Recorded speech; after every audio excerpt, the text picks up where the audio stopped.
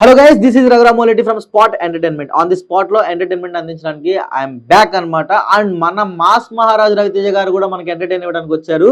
మైత్రి movie makers banner పైన శివ నిర్వాణ గారి దర్శకత్వంలో మన మాస్ మహారాజ్ అయితే కనిపించబోతున్నారు. అండ్ రీసెంట్ గా ఫస్ట్ లుక్ పోస్టర్ అయితే రిలీజ్ చేశారు.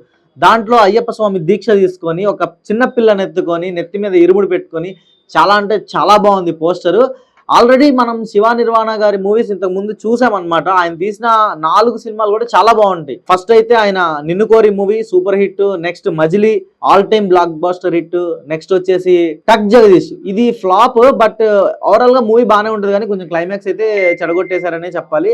దాని తర్వాత వచ్చిన ఖుషి అనమాట, విజయ్ దేవరకొండ ఇంకా సమంత గారి ఖుషి కూడా ఓకే, మరి అంత వరస్ట్ కేసు అయితే కాదనమాట. సో 4 సినిమాల తర్వాత 5వ సినిమా మాస్ మహారాజు గారితో ఇరుముడితో వస్తున్నారు. అండ్ దీనికి మ్యూజిక్ ఇస్తున్నారో తెలుసా, జీవి ప్రకాష్ గారు.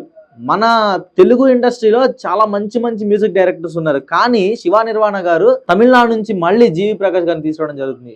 జీవి ప్రకాష్ గారు ఇచ్చిన మ్యూజిక్ గురించి సపరేట్ గా మనం చెప్పాల్సిన అవసరం అయితే లేదు, ప్రీవియస్ ఆల్రెడీ మనం చూసాము. అండ్ జీవి ప్రకాష్ గారు బెస్ట్ నేషనల్ అవార్డు కూడా గెలుచుకున్నారు బ్యాక్గ్రౌండ్ స్కోర్ కి. అది ఏదో కాదు, మన తెలుగులో కూడా రిలీజ్ అయిందనమాట, ఆకాశమే నీ హద్దురా మూవీ.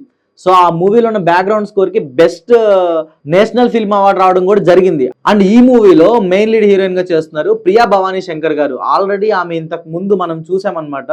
రీసెంట్ గా వచ్చిన జీబ్రా మూవీ, సత్యదేవ్ గారు నటించిన జీబ్రా మూవీలో కూడా ఆమె యాక్ట్ చేశారు. అండ్ ఒక ట్రెడిషనల్ టెరిఫిక్ పర్ఫార్మర్ మన భవానీ గారు.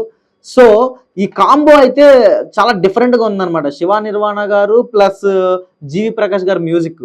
జీవి ప్రకాష్ గారు మెలోడీస్ ఇవ్వటంలో అసలు ఒక రేంజ్లో ఇస్తారు మెలోడీస్, మనం ఫ్రీక్వెంట్ గా వింటూ ఉంటాం ఆయన మ్యూజిక్ ని. అండ్ నెక్స్ట్ వచ్చేసి శివ నిర్వాణ గారు తీసే క్లాసిక్ మూవీస్.